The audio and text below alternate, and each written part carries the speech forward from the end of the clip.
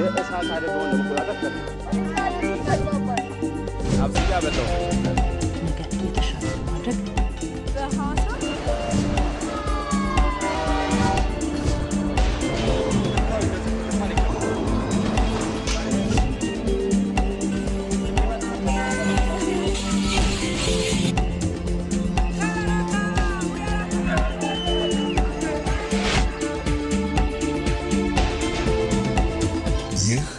ኢትዮጵያ ቴሌቪዥን ነው።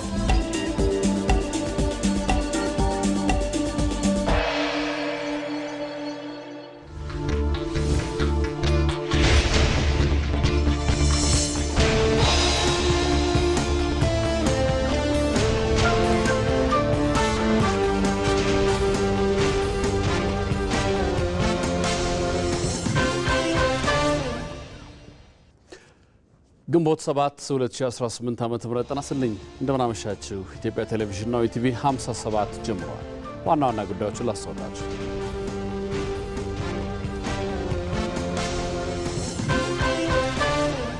የሀገራዊ ምክክር የእስካሁን ሂደቱ በማህበረሰባችን በየደረጃው የመደማመጥን ከፍ ያለ ጠቀሜታ ማሳየቱን ጠቅላይ ሚኒስትር አብይ አህመድ ገለጹ።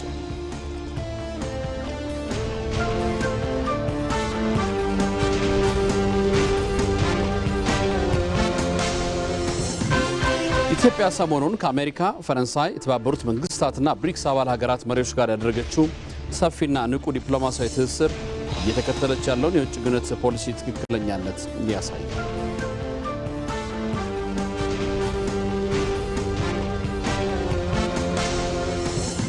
ኢትዮጵያ መረጃን በባለቤትነት ከመያዝ ተሻግራ በራስ አቅም መረጃን ተንትኖ ለሀገራዊ ፖሊሲ ግብዓት የመዋል አቅም ፈጥራለች።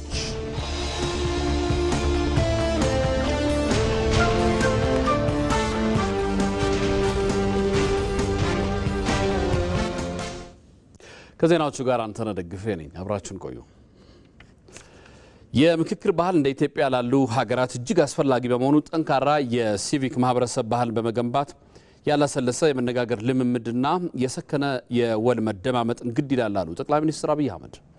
ባለፉት ዓመታት ሀገራዊ ምክክር ኮሚሽን የምክክር ሂደቱ ወደፊት እንዲራመድ በትዕግስትና ከፍ ባለ የሙያ ስነ ምግባር በማከናወን አሁን ያለበት ምዕራፍ ያደረሱትን ሁሉም ኮሚሽነሮችን አመስግነዋል። የእስካሁን ሂደቱም በማህበረሰባችን በየደረጃው የመደማመጥን ከፍ ያለ ጠቀሜታ አሳይቷል ያሉት ጠቅላይ ሚኒስትሩ ሂደቱ በሀገራችን ሁሉም ማዕዘናት የሚገኙ ከ90 በመቶ በላይ ኢትዮጵያውያን አመለካከቶችና የውይይት ውጤቶችን ያንጸባረቀ መሆኑን ተናግረዋል። ሳምሶን ገርሉ ተጨማሪ ያለው የኢትዮጵያ ሀገራዊ ምክክር ኮሚሽን አበይት ክንውኖችንና የወደፊት እቅዶቹ ዙሪያ ዛሬ የፌዴራልና የክልል መንግስት የስራ ኃላፊዎች በተገኙበት ሪፖርቱን አቅርቧል። የምክክር ኮሚሽኑ ዋና ኮሚሽነር ፕሮፌሰር መስፍን አርአያ ባለፉት ዓመታት ኮሚሽኑ እየሰራ ያለው ስራ የመጨረሻው ምዕራፍ ላይ መድረሱን አስታውቀዋል። አሁን በደረሰበት ምዕራፍ የኢትዮጵያ ሀገራዊ ምክክር ሀገራዊ እውቀትንና የውጭ ልምዶችን በመቀመር ያከናወናቸው ተግባራት ሂደቱን ውጤታማ እንዳደረገው አንስተዋል። የኢትዮጵያ ሀገራዊ ምክክር ኮሚሽንን ለየት ከሌሎች የሚያደርገው አንደኛና ዋናው አሳታፊነቱን ነው፣ ኢንክሉሲቪቲ እና ለዚህ ሁሉ ሂደት ከሌሎቹ ለየት የሚያደርገው የፕሮሰስ ዲዛይኑን በትክክል ብዙ ተደክሞበት መሰራት መቻሉ ነው። ሌላው እንግዲህ ጥርት ያለ አጀንዳ ነው። 1000 ምናምን ከዛም በላይ ሆኑ አጀንዳዎች መጥተው የተወሰኑ ምናልባት ከዚህም በላይ ሪፋይንድ እየሆኑ የሚያንሱ አጀንዳዎች ሊሆኑ የቻለው ምንድነው? ጥርት ያለ አጀንዳ መኖር ስለሚገባው ነው።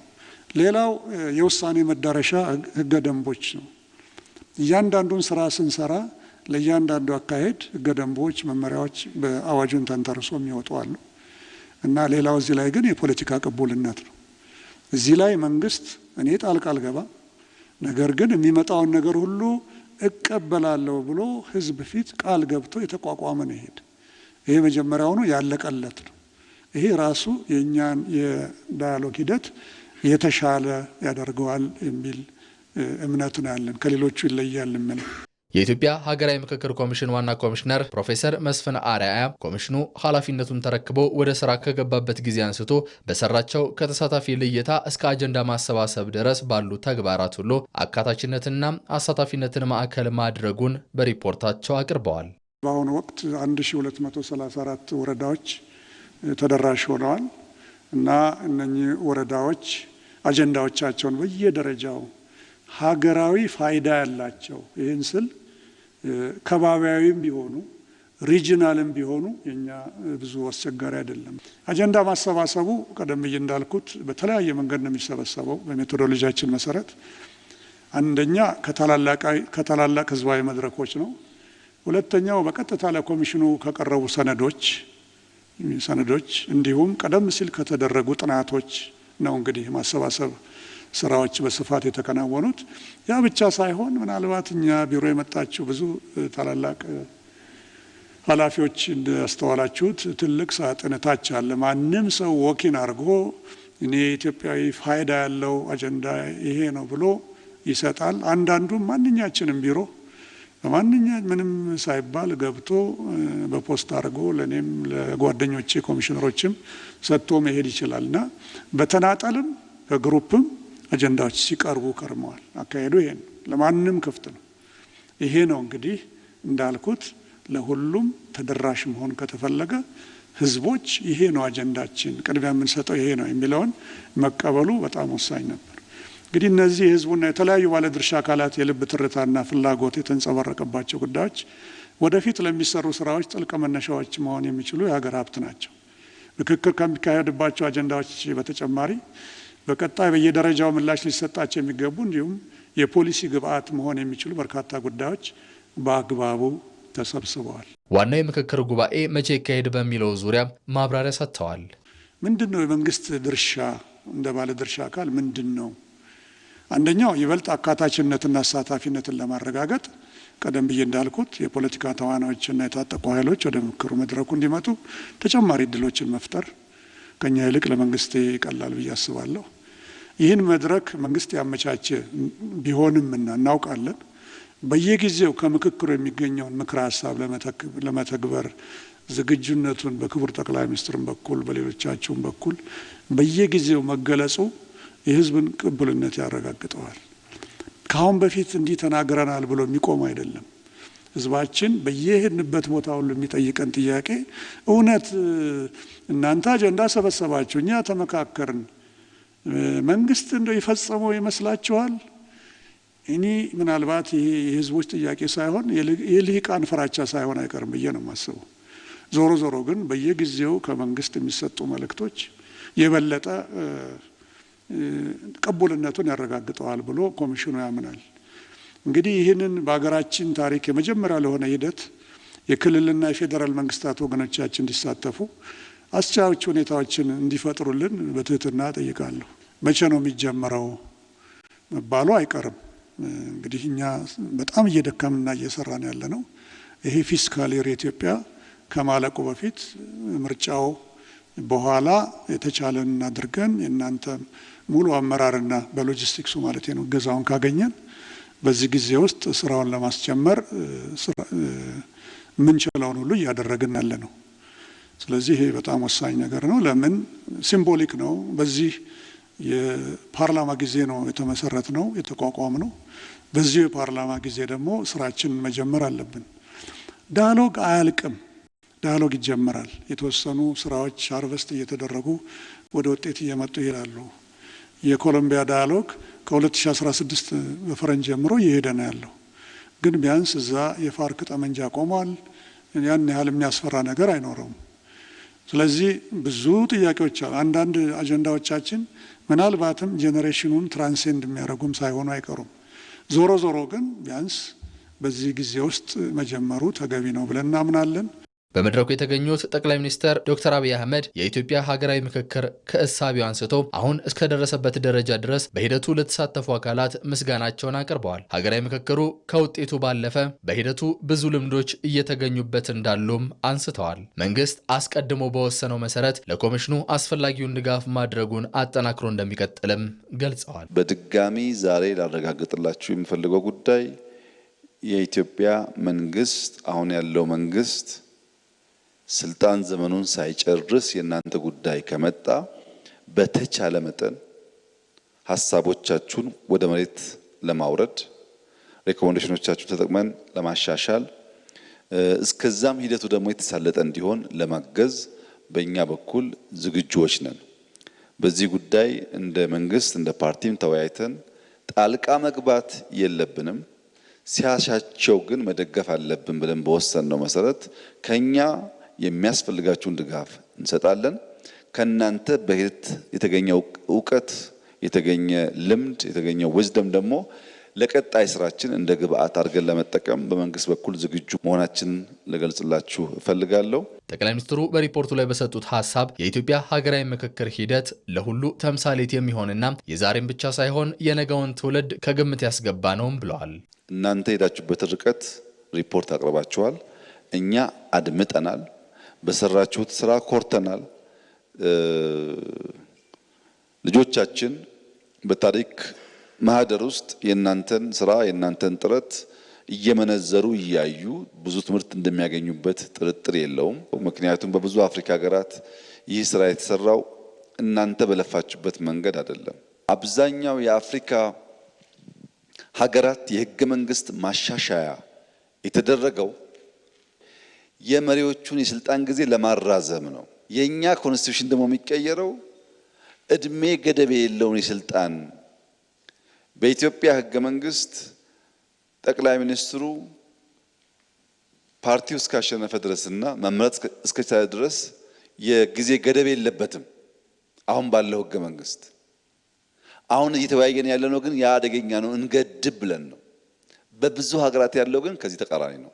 ይሄ በራሱ ኢንቴንሽኑ አልወያይም ብሎ የሚያስቡ ሰዎች ራሳቸውን እንዲጠይቁ የሚያስገድድ ይመስለኛል።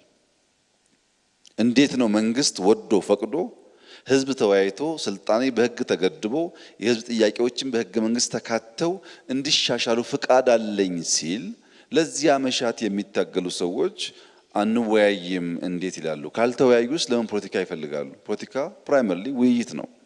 የፖለቲካ ፍላጎት የፓወር ፍላጎት ያላቸው ሰዎች ይሄን ለማሻሻል ሩም የሚሰጥ ውይይት ከመንግስት በላይ ደስተኛ ሆነው መሳተፍ የሚጠበቅባቸው ይመስለኛል። ነገር ግን በመቶ ሺዎች ህዝብ አወያይታችሁ 4000 ተወካይ አወያይታችሁ ከ1000 በላይ ወረዳ አወያይታችሁ በሁሉም ዓለም ከሞላ ጎደል ዲያስፖራ አወያይታችሁ እየመጣ ያለ ሐሳብ ነው። እንደዚህ ያለ ነገር ኢትዮጵያ ውስጥ አናቅም። ጥቂት መቶዎች ተሰብስበው ነው ኮንስቲቱሽን ሰጡን። ከዚህ ቀደም በሌላም ሀገር እንደዚህ አይነት ውይይት አይተን አናቅም እና ከበቂ በላይ የኢትዮጵያን ፍላጎት መመለስ የሚችል ከ90% በላይ ኢትዮጵያን ያሳተፈ ሂደት ስለሆነ ለምናስበው ለውጥ ለምናስበው ሪፎርም መሰረት መጣል የሚችል ይመስለኛል። ኢትዮጵያ ትልቅ ተስፋ የጣለችበት የሀገራዊ ምክክር ሂደት ፈታኝ ሂደቶችን አልፎ ወሳኝ ምዕራፍ ላይ ደርሷል። የሀገራዊ ምክክር ዋናው ጉባኤ ሲጀመር በየክልሉ የተመረጡ ተወካዮች በአንድ ጠረጴዛ ዙሪያ ተቀምጠው ለዘመናት በፖለቲካ ምህዳር ውስጥ መቋጫ ያጡ ጉዳዮችን በውይይት የሚፈቱበትም ይሆናል። ሙሉ ግርማይ ተጨማሪ አለው። ኢትዮጵያ በረጅም ዘመን ታሪኳ ውስጥ ታላቁ ምስሏ የጀግንነትና የነጻነት ተምሳሌት ሆና ብትቆየም የፖለቲካ ስልጣን ሽግግርና ልዩነቶችን የመፍቻ መንገዶቿ ግን በአብዛኛው በባሩድ ጭስና በደም የተለወሱ ሆነው ቆይተዋል። የፖለቲካዊ አለመረጋጋትና የጦርነት አዙሪት የተጣባት እስክትመስል የታሪኳ አካል ሆኖ ኖሯል። ፖለቲካዊ ጥያቄዎችና ልዩነቶች የሚመለሱት በብረት እንጂ በብዕር አልነበረም። ይህ ደግሞ በጦርነት የተሸነፈው ወገን ቂም ይዞ ለቀጣዩ ትውልድ የጥላቻ ትርክትን በማውረስ ለአዲስ ጦርነት ሲያዘጋጅ ኖሯል። በየጊዜው የሚከሰቱ ግጭቶች የጥርጣሬ ግንቦችን እያኖሩ ትውልድን ዋጋ ሲያስከፍሉ መኖራቸውም የአደባባይ ሀቅ ነው። ታዲያ ከእንዲህ ያለው አዙሪት ለመውጣት የትናንቱን አክሳሪ መንገድ በመተው አዲስ መንገድን መከተል ይጠይቃል። ይህም ምክክርን ከጦርነትና ቅራኔዎች መውጫ ድልድይ ማድረግ ኢትዮጵያ ከ4 ዓመት በፊት ተልማ እየተንቀሳቀሰችበት ያለውን መንገድ ነው። ለመግባባት መነጋገር ያስፈልገናል። ምክንያቱም በመነጋገር ሂደት ውስጥ መደማመጥ አለ። ለመነጋገርና ለመደማመጥ ደግሞ መጀመሪያ መስማማትን ይሻልና ያካሄድ ተገቢ ነው በሚል ነው እንግዲህ የኢትዮጵያ ሀገራዊ ምክክር ኮሚሽን የተቋቋመ። የኢትዮጵያ ሀገራዊ ምክክር ኮሚሽን ከተመሰረተበት ጊዜ ጀምሮ ያለፈባቸው ውጣ ውረዶች፣ ያከናወናቸው ተግባራትና አሁን ለታለመለት ዋናው ጉባኤ መቃረቡም ወሳኝ የታሪክ ምዕራፍ ነው። የሀገራዊ ምክክር ኮሚሽን እስካሁን የተጓዘው ርቀት ኢትዮጵያ ከጠመንጃ ፖለቲካ ወደ ሀሳብ ፖለቲካ ለመሸጋገር ያላትን ፍላጎት የሚያሳይ ነው። ምክክር ኮሚሽን ብዙ ጥናት ብዙ ልምድ ያላቸው ናቸው። በዓለም አቀፍም ተዛዝሮ ልምዶችን ቀስመዋልና የደከመበትም የተጠናከረበትንም ቦታ ሀገራት አይተዋል። የቱ ጋር ጠንካራ ነው፣ የቱ ጋር ደካማ ነው፣ ለምን ደከመ፣ ለምን ጠነከረ የሚለውን ዝርዝር ስላጠኑ ይሄ የተቀመመው ቅመም ለኛ ብቻ ሳይሆን ለአፍሪካም ይጠቅማል ብዬ ነው የማስበው። ብዙ ተስፋ ነው ያለኝ። ባለፉት 4 ዓመታት ኮሚሽኑ በፈተናዎች የታጀበ ረጅም መንገድ ተጉዟል። በአብዛኞቹ የኢትዮጵያ ክፍሎች ከታችኛው የህብረተሰብ ክፍል ጀምሮ ተሳታፊዎችን የመለየትና አጀንዳ የማሰባሰብ ስራውን አከናውኗል። አጀንዳዎቹ ተለይተዋል፣ ተሳታፊዎችም ታውቀዋል። ነፍጥ አንግበው ጫካ ያወረዱት የሰላም አማራጭን የተቀበሉ ሳይቀሩ ወደ መሃል መጥተዋል። ምንታገልበት መንገድ ግን የሰለጠነና ጥያቄዎቻችን ሊያስመልስ የሚችል እንደ ሀገር ሀብሮ ሊያስቀጥለን በሚችል ሁኔታ ላይ ነው። እሱ መሰረት ላይ ቆመን ነው በሰላማዊ መንገድ ምንታገለው። አሁን የቀረው በአንድ ጠረጴዛ ዙሪያ ተቀምጦ የኢትዮጵያን ዕጣ ፈንታ የሚቀይር ስምምነት ላይ መድረስ ነው።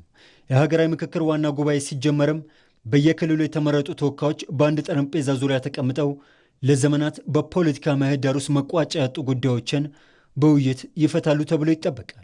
በኢትዮጵያ ጉዳይ ኢትዮጵያውያን ካልተወያዩ ማን ይወያይ?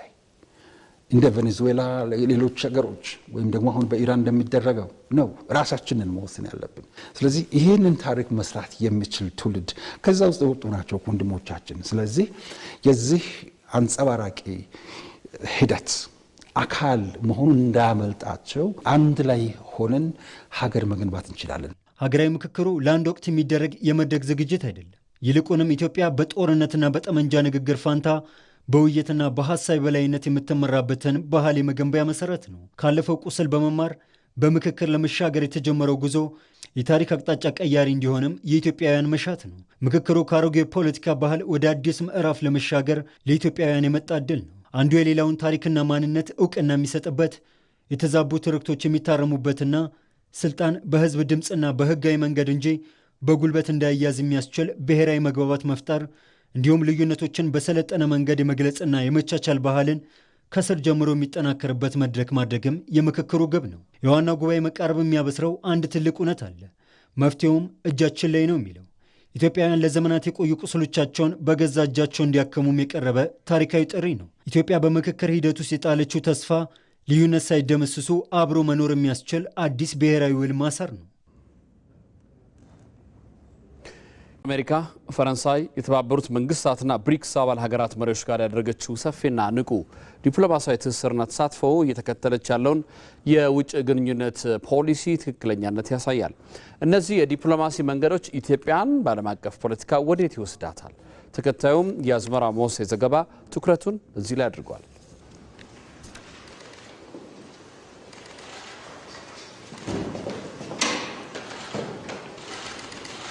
ኢትዮጵያ በዚህ ሰሞን ከአሜሪካ ከፈረንሳይና ከተባበሩት መንግስታት እንዲሁም ከብሪክስ አባል ሀገራት ጋር ያደረገችው ሰፊና ንቁ ዲፕሎማሲያዊ ትስስር በብዙዎች ዘንድ ጥያቄን ያስነሳ ነው።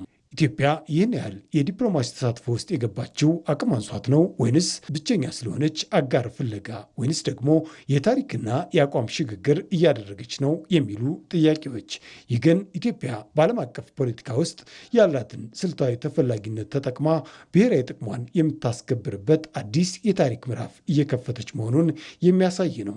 ይህ እንቅስቃሴ የአቅም ማጣት ሳይሆን ኢትዮጵያ በሀያላን ሀገራት መካከል የሚፈጠሩ የፍላጎት ግጭቶችን ለራሷ እድገትና ቀጠናዊ ተጽዕኖ የምትጠቀምበት የባለብዙ ዋልታ የዲፕሎማሲ ጥበብ ማሳያ ነው። እናም ባለፉት ጥቂት ቀናት በአዲስ አበባ የታዩ ከፍተኛ ዲፕሎማሲያዊ ሁነቶችም ሆነ ኢትዮጵያ በዋሽንግተንና በኒው ዴልሂ ያከናወነቻቸው ንቁ ተሳትፎዎች ሀገሪቱ የምትከተለውን አዲስና ስልታዊ የውጭ ጉዳይ ፖሊሲ አቅጣጫ ቁልጭ አድርጎ የሚያሳዩ ሆነዋል። ዲፕሎማሲያችን አሰርቲቭ መሆን አለበት፣ ቦልድ መሆን አለበት፣ የለየ ወዳጅን ሌላ የለየ መሆን አለበት ብለን ነው የጀመርነው።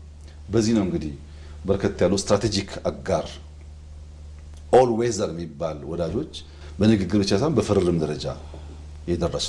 ይህ የኢትዮጵያ ባለብዙ ዋልታ ዲፕሎማሲ ሀገሪቱ በዓለም አቀፍ ፖለቲካ ውስጥ ያላትን ተሰሚነት ከፍ ከማድረጉም በላይ በማናቸውም የሀያላን ጎራዎች ፍጥጫ ውስጥ ሳትገባ ብሔራዊ ጥቅሟን በብልሃት ለማስከበር የያዘችውን ጽኑ አቋም የሚያሳይ ነው። ከዓለም ጋር ግንኙነታችን የሚወሰነው ፈርጀን አንነሳም ነው። ብሔራዊ ጥቅማችን ነው ለይተን የምንነሳው። ለዛ ብሔራዊ ጥቅማችን ከኛ ጋር የሚሰሩት የትኛውም አካላት ጋር እንሰራለን። እኛ ፕራግማቲክ ነን። በዚህ ሳምንት የታዩት አበይት ሁነቶች የዚህ ሚዛናዊ ጉዞ ማሳያም ናቸው። ኢትዮጵያ ከአሜሪካ ጋር በዋሽንግተን ያሳካችው ዲፕሎማሲያዊ ድል እንዲሁም የፈረንሳዩ ፕሬዚዳንት ኢማኑኤል ማክሮን በአዲስ አበባ ያደረጓቸው ስምምነቶች በምዕራቡ ጎራ ያለው ግንኙነት ወደ አዲስና ላቅ ያለ ምዕራፍ መሸጋገሩን የሚያበስሩ ናቸው። ይህ ስትራቴጂካዊ አጋርነት አሜሪካና ፈረንሳይ ኢትዮጵያን በአፍሪካ ቀንድ ለሰላምና ደህንነት ቁልፍና የማይተካ አጋር አድርገው እንደሚመለከቷት የሚያረጋግጥ ሀቅ ሲሆን የተባበሩት መንግስታት ዋና ጸሐፊ አንቶኒዮ ጉተሬስ በአዲስ አበባ ያደረጓቸው ውይይቶች ኢትዮጵያ ለቀጠናዊ መረጋጋትና ለዓለም አቀፍ ሰላም የምታበረክተውን ሚና ዳግም እውቅና የሰጠ ሆኗል። አሁን እነዚህ ሁሉ ተሰብስቦ መምጣት የጀመሩት የኢትዮጵያ የፕራግማቲክ ፎሬን ፖሊሲ ከሁሉም ጋር ብሔራዊ ጥቅምን መሰረት ባደረገ መስራት ስራ ላይ የዋለ ወይ ደግሞ ተቀባይነት እያገኘ ማመጣቱ ነው። በሌላ በኩል ደግሞ የውጭ ጉዳይ ሚኒስትሩ ወደ ህንድ አምርተው በብሪክስ የሚኒስትሮች ስብሰባ ላይ ያሳዩት የላቀ ተሳትፎ ኢትዮጵያ በአንድ ወገን ላይ ብቻ የነበራትን የኢኮኖሚና የፖለቲካ ጥገኝነት ለመቀነስ የጀመረችውን ስኬታማ ጉዞ አመላካች ነው። ይህ የምስራቁ አማራጭ ለኢትዮጵያ አዳዲስ የገበያ በሮችን፣ የቴክኖሎጂ ሽግግርና የመሠረተ ልማት ፋይናንስን የሚያቀርብ ሲሆን በብሪክስ መድረክ ላይ የሚሰማው የኢትዮጵያ ድምፅ በምዕራቡ ዓለም ዘንድ ያላትን የድርድር አቅም ከፍ በማድረግ በሁለቱም ጎራዎች ጠንካራ ሚና መጫወት እንደምትችል መልእክት ያስተላለፈችበት ነው። አሁን እየተተገበረ ያለው የመደመር መርህ የውጭ ጉዳይ ፖሊሲ ዲፕሎማሲ ከርዕዮተ ዓለም ወገንተኝነት ወጥቶ ወደ ተግባራዊ ጥቅም መሸጋገሩን በተጨባጭ እያሳየም ይገኛል። ይህ አካሄድ ኢትዮጵያ ከአሜሪካ ጋር በደህንነት፣ ከፈረንሳይ ጋር በባህልና ኢንቨስትመንት እንዲሁም ከብሪክስ አባል ሀገራት ጋር በንግድና መሰረተ ልማት ዙሪያ እኩልና ሚዛናዊ በሆነ መልኩ እንድትሰራ የሚያስችል ነው። በመካከለኛው ምስራቅ፣ በአውሮፓ፣ በሩቅ ምስራቅ፣ በሰሜን አሜሪካ ጠንካራ ወዳጆች የፈጠርንበት የምናምናቸው የሚያምኑን፣ የምናውቃቸው የሚያውቁን፣ የምንረዳቸው የሚረዱን ሰዎች የተፈጠሩበት እጅግ የተሻለና ያደገ የዲፕሎማቲክ አውድ ተፈጥሯል። እናም ሰሞነኛው ዲፕሎማሲያዊ ድሎች ኢትዮጵያ በታላላቅ ኃይሎች ፉክክር ውስጥ ተገፍታ እንዳትወድቅ ከመከላከል ባለፈ አዲስ አበባ አሁንም የአፍሪካ የዲፕሎማሲ ዋና ከተማና የዓለም ሀያላን የሚገናኙባት ወሳኝ መድረክ መሆኗን በተግባር ያስመሰከሩ ሁነቶች ናቸው። የኢፌዴሪ ጠቅላይ ሚኒስትር አብይ አህመድ የመደመር መንግስት መጽሐፍ በአረብኛ ቋንቋ መተርጎሙ የኢትዮጵያን የመንግስት ፍልስፍናና የለውጥ አቅጣጫ ለአረቡ ዓለም ለማሳወቅ ከፍ ያለ አስተዋጽኦ ያበረክታል አሉ በተባበሩት አረብ ኤምሬትስ የኢትዮጵያ ባለሙሉ ስልጣን አምባሳደር ዶክተር ጀማል በከር። ኢትዮጵያ በመካከለኛ ምስራቅ ልታሳካ የምትሻውን ብሔራዊ ጥቅም እውን ለማድረግና የዜጎችን ክብር ለማስጠበቅም የመጽሐፉ መተርጎም አይነተኛ ሚና እንዳለውም ተገልጿል። ሰለሞን ኃይለ ኢየሱስ ከአቡዳቢ ተከታዩን ትንታኔ አድርሶናል። የመደመር መንግስት የተሰኘው የኢፌዴሪ ጠቅላይ ሚኒስትር አብይ አህመድ መጽሐፍ አረበኛ ትርጉም ታትሞ ለንባብ በቅቷል። በተባበሩት አረብ ኤምሬቶች አቡዳቢ የተመረቀው ይኸው የአረበኛ ትርጉም መጽሐፍ እውን መሆን አሁናዊውን የኢትዮጵያ የሥነ መንግስት አስተዳደር ስልቶችን ፍንትው አድርጎ ለአረቡ ዓለም ህዝቦችና መንግስታት ለማስተዋወቅ ትልቅ ፋይዳ እንዳለው በተባበሩት አረብ ኤምሬቶች የኢትዮጵያ ባለሙሉ ስልጣን አምባሳደር ዶክተር ጀማል በከር ገልጸዋል። በመደመር ፍልስፍና የምትመራው ኢትዮጵያ የሃይማኖትና የብሔር እኩልነት ያለባት ሀገር ስለመሆኗም ግንዛቤን ያሰፋል ይላሉ አምባሳደሩም። ይሄ መጽሐፍ ማለት የመንግስቱ አቋም ነው። ስለዚህ ይሄ ማለት ኢትዮጵያ የምትመራበት ሮድ ማፕ ይሄ ነው። ኢትዮጵያ የምንመራበት ፖለቲካሊ ኢትዮጵያ ምን አይነት ሐሳብ ነው የምትከተለው? በመደመር ፍልስፍና አንደኛው ከራስ ወደ ጎረቤት ከዛ ደግሞ ወደ ቅርበት፣ በተለይ ደግሞ የኢትዮጵያ እሴት የነበሩት በሃይማኖት በባህል የተሳሰርን ህዝቦች ስለሆነን ይህንን ድልድይ እንዴት አድርገን እንገንባው ነው። የመደመር መንግስት የአረበኛ ቋንቋ ተርጓሚ ከሆኑት መካከል አንዱ የሆኑት ፕሮፌሰር አደም ካሚል መጽሐፉ በአረበኛ ቋንቋ ተተርጉሞ መቅረቡ የኢትዮጵያን ሁለንተናዊ የለውጥ እንቅስቃሴ ለአረቡ ዓለም ለመግለጥና ብሔራዊ ጥቅሟን በዘለቄታ ለማስጠበቅ እንደሚያስችላትም አብራርተዋል። ኢትዮጵያ ማለት ማናት የሚለውን የአረቡ ዓለምም ሆነ አረበኛ ተናጋሪው በሙሉ ይጠይቅ ነበር። ይገርምሃል አሁን ይሄ ግድባችን ካለቀ በኋላ ነው አባይ የኢትዮጵያ ንብረት መሆኑ የተረጋገጠው እንጂ በፊት የኢትዮጵያ ነው አይደለም የሚል ጥያቄ ነበር። ስለዚህ እኔ መጽሐፍ ትክክለኛ ስለ ኢትዮጵያ ማንነትና ምንነትን በግልጽ የሚያስቀምጥ ስለሆነ እኔ እርግጠኛ ነኝ ይሄ መጽሐፍ ያነበበ ሁሉ ወደፊት በኢንቨስትመንት በቱሪዝም ወደ ኢትዮጵያ እየመጡ የሚያለሙባት ቦታ ስለሆነች ይሄ ትልቅ ምዕራፍ ይጀምርናል ያስከትልናል የሚለው እምነት ነው ያለኝ። በመጽሐፉ ምርቃ ላይ የተገኙት ኢትዮጵያውያንና ትውልደ ኢትዮጵያውያንም የመደመር መንግስት መጽሐፍ በአረበኛ ተተርጉሞ በይፋ መመረቁ የኢትዮጵያውያንን ክብር ከፍ ከማድረጉም በላይ ስለ ኢትዮጵያ በአረቡ ዓለም ለዘመናት የቆየውን የተዛነፈ አመለካከት ከመሰረቱ እንደሚያርመውም ያላቸውን ተስፋ ገልጸዋል። የኢትዮጵያን እንግዲህ በታሪካዊ ጠላቶቻችን የነበሩ ትርክቶች ነበሩ። በአረብ ሀገር የተሰራጨ ተሳሳተ እይታ ለሀገራችን የነበረውን ነገር ያቃናዋል የሚል ሙሉ እምነት አለን። ምክንያቱም ኢትዮጵያ በታሪክ በስልጣኔም በብዙም ነገር እንግዲህ የነበራትን ቦታ አይገልጽም የነበረው ነባራዊ ሁኔታ። ምናልባት በዚህ መጽሐፍ ኢትዮጵያ ታሪኳን እንዳየኸው በዶክመንተሪው የመጀመሪያ አገር ሪፊጂ የተቀበለች ናት። ጀስቲስ ሰላማዊና ፍትህ የሰፈነባት ሀገር ናትና እዛ ሂዱ ሰላም ታገኛላችሁ ተብሎ ሪፊጂ ሳይጀመር ሪፊጂ የሰጠች ሀገር ናት። በአረብኛ ደግሞ መኖሩ ያው የመንግስታችንን እሳቤ ነው የበለጠ እንዲረዱ የሚያደርጋቸው፣ የበለጠ ክብሩ እንዲጨምር የሚያደርጋቸው፣ የበለጠ እኛም ደግሞ በያለንበት ዓለም እንድንከበር ያደርገናል። ይሄ መጽሐፍ በአረብኛ መተርጎሙ በሁሉ ዘርፍ ጥቅም አለው። ህዝብ ለህዝብ ያለው ግንኙነት ትልቅ ፋይዳ ያለው፣ በፖለቲካውም ቢሆን በዲፕሎማሲም ቢሆን ከፍተኛ ነገር ይፈጥራል ማለት ነው። በኢፌዴሪ ጠቅላይ ሚኒስትር አብይ አህመድ የመደመር መንግስት የአረበኛው ትርጉም መጽሐፍ ምረቃ ላይ የተባበሩት አረብ ኤሚሬቶች የውጭ ጉዳይ ሚኒስትር ዴታ ሼክ ሻክቡት ቢን ናህያን አልናህያንን ጨምሮ የሀገሪቱ ሚኒስትሮች፣ አምባሳደሮች፣ ዲፕሎማቶችና የኢትዮጵያን ኮሚኒቲ አባላትና አመራሮች ተገኝተዋል። ለኢቢሲ ለተጠናቀረው ዘገባ ሰለሞን ኃይለ ኢየሱስ ነኝ ከተባበሩት አረብ ኤሚሬቶች አቡዳቢ። ኢትዮጵያ መረጃን በባለቤትነት ከመያዝ ተሻግራ በራስ አቅም መረጃን ተንትኖ ለሀገራዊ ፖሊሲ ግብዓት የመዋል አቅም ፈጥራለች። ይህን የዲጂታል ሉዓላዊነት መስመር በመከተል የስታትስቲክስ ስርዓቷን ወደ ላቀ ደረጃ ለማሸጋገር ትልቅ እርምጃ እየወሰደችም ትገኛለች። ኤዶም አማረ ተጨማሪ አላት።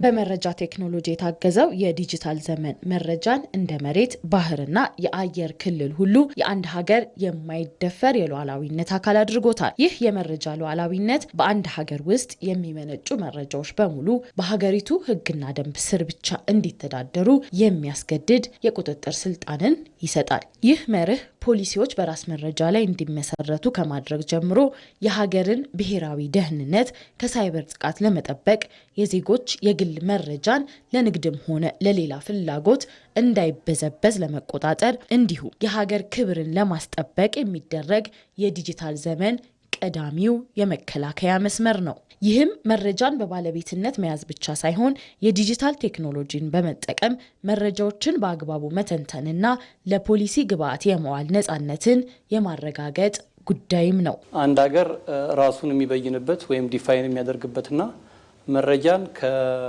ከመሰብሰብ ጀምሮ የሚሰበስበውን መረጃ በቁጥጥሩ ስር የሚያውልበት ከዛም ባለፈ መረጃን ከመሰብሰብ ከመተንተን ጋር የተገናኙ ሀገራዊ አቅምን የሚመለከቱ እንዲሁም ደግሞ አሁን ባለንበት ዘመን ደግሞ መረጃን መጠበቅን በተለይ የዲጂታል ቴክኖሎጂን በአግባቡ መጠቀምን እንዲሁም ደግሞ የሀገራዊ ትንተና አቅምን በባለሙያም መሰረተ ልማትም መገንባትን ያካትታል ማለት ነው። ይህንን ስናረጋግጥ ነው እንግዲህ ሀገራዊ የመረጃ ሉዓላዊነት ይኖረናል የምንለው። ይህንን ያላረጋገጠ ሀገር የሚወስዳቸው ውሳኔዎች በመረጃ ላይ ያልተመሰረቱ እንዲሆኑ ያደርጋል። በአጠቃላይ የመረጃ ሉዓላዊነትን ስናወራ አብሮ የሚመጣው በመረጃ ላይ የተመሰረተ ውሳኔ አሰጣጥን መጠቀምን አብሮ ያካትታል ማለት ነው። ኢትዮጵያ ባለፉት 8 ዓመታት ይህንን የመረጃ ሉዓላዊነት ለማረጋገጥና የዘመነ የዳታ ስነ ምህዳርን ለመፍጠር ጠንካራ የሕግ ማዕቀፎችንና የአስተዳደር መዋቅሮችን ስትዘረጋ ቆይታለች።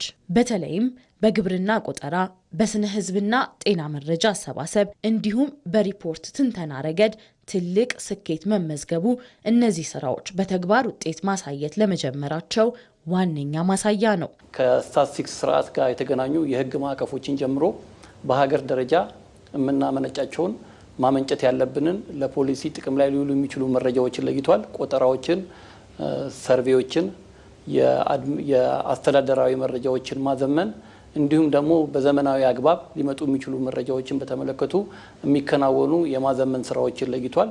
በሀገር አቀፍ ደረጃ በስፋት እየተከናወኑ ያሉ ቆጠራዎችና ሰርቬዎች የሚጠቀሱ ናቸው። በተለይ የግብርና ቆጠራ በተሳካ ሁኔታ ተከናውኖ መረጃው ተተንትኖ ለውጤት እየበቃ ያለበት ሁኔታ ያለበት ነው። ከዛም ባለፈ የስነ ህዝብና ጤና ሰርቬም ተከናውኗል። መረጃው ይፋ ሆኗል።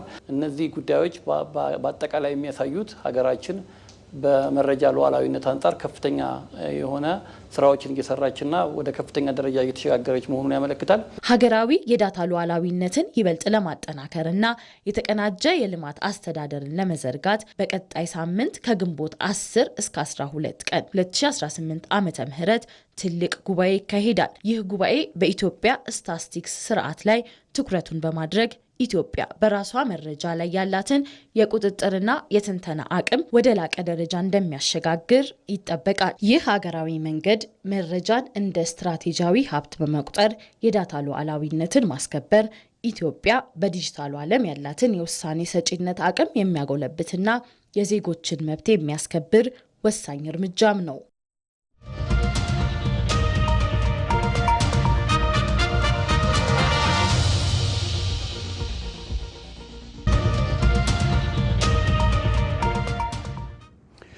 ሰባተኛው ጠቅላላ ምርጫ በስኬት እንዲከናወን የበኩላችን ሚና እንወጣለን አሉ የአዲስ አበባ ከተማ ነዋሪዎች። ነዋሪዎቹ ግንቦት 24 በየምርጫ ጣቢያቸው በመገኘት ዲሞክራሲያዊ መብታቸውን ለመጠቀም ዝግጁ መሆናቸውንም ተናግረዋል።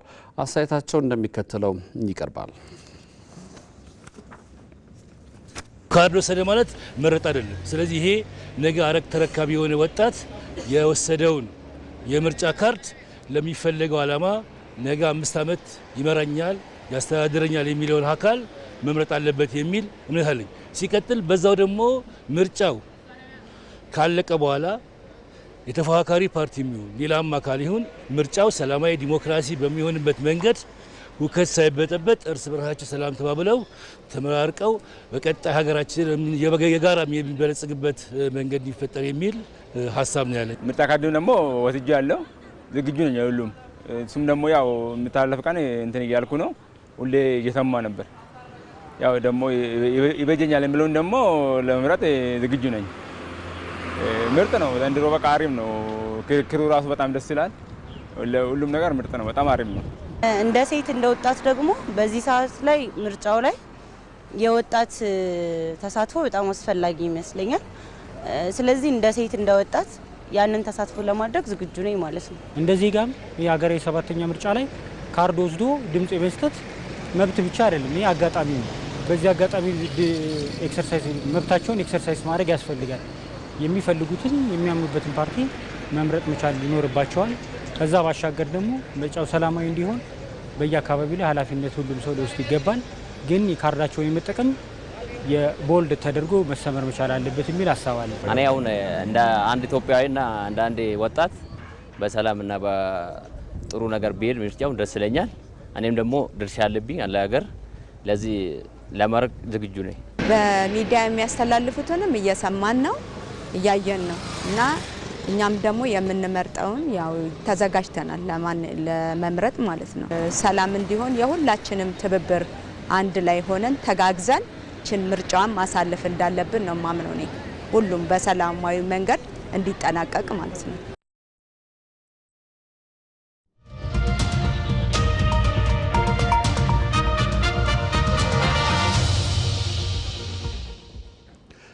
ከአንድ ክፍለ ዘመን ተኩል በላይ በብሪታንያ ሀገር የቆዩትና አሁን ወደ ኢትዮጵያ የተመለሱት ታሪካዊ ቅርሶች ለኢትዮጵያ ዲፕሎማሲያዊ ጥረት ትልቅ ድል ናቸው። ቅርሶቹ መመለሳቸው የሉዓላዊነት መገለጫ ከመሆናቸው ባለፈ በዓለም አቀፍ መድረክ የኢትዮጵያን የድርድር አቅምና ዲፕሎማሲ የበላይነትም የታየበት ነው። እድሉ ፈቀደ ተጨማሪ አለው።